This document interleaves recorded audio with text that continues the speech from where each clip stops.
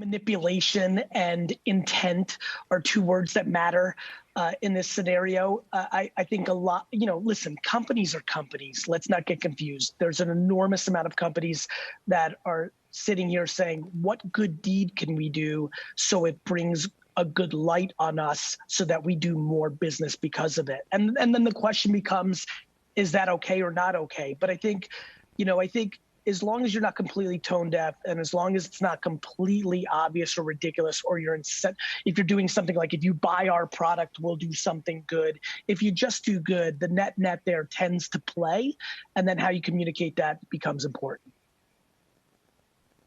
So what sort of ideas are you throwing out there, Gary, as far as what you'd like to see companies do and how you'd like them to sort of expand in the ways that they think about their brand and how they can help people and also help themselves?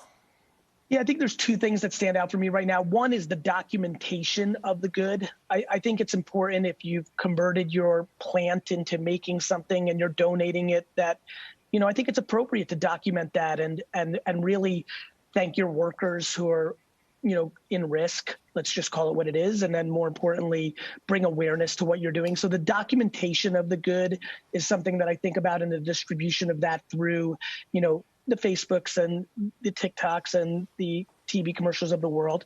I think the other thing right now to think about is the macro. The far majority of Fortune 5000 brands are wildly incompetent in digital creative and media distribution. And that comes at the fact that most CMOs that are watching right now are not actual practitioners. They've never run an ad on Instagram or TikTok or pre-roll YouTube. So we're really recommending that this is a time from CEO down that people become practitioners. We have more downtime right now. I think people are being efficient and effective with the Zooms and the Google Hangouts and the Slacks and the workplaces of the world. But I definitely think that becoming a practitioner during this downtime in the world of marketing, where there are so many new ways to do it, is a huge opportunity.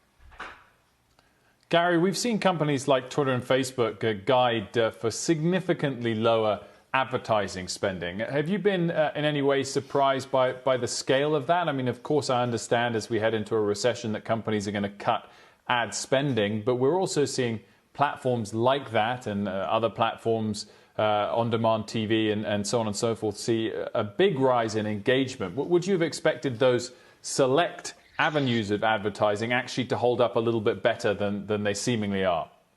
No, ironically, late stage VC funded startups are a big part of Facebook and Twitter's business.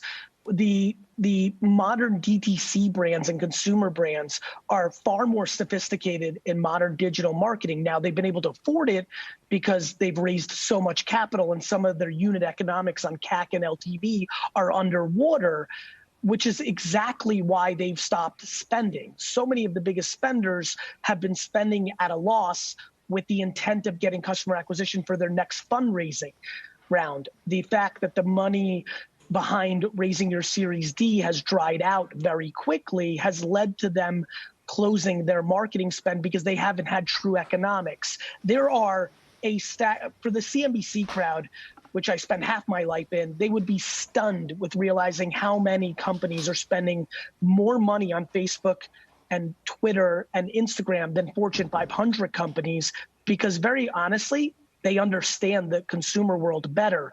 Unfortunately, on the flip side of that, most of these late stage direct-to-consumer brands actually don't have their unit economics down, so they've been forced to stop the spending. And so the long tail of tens of thousands of them stopping the spend has dropped down the CPMs and the costs and the spend on those two platforms.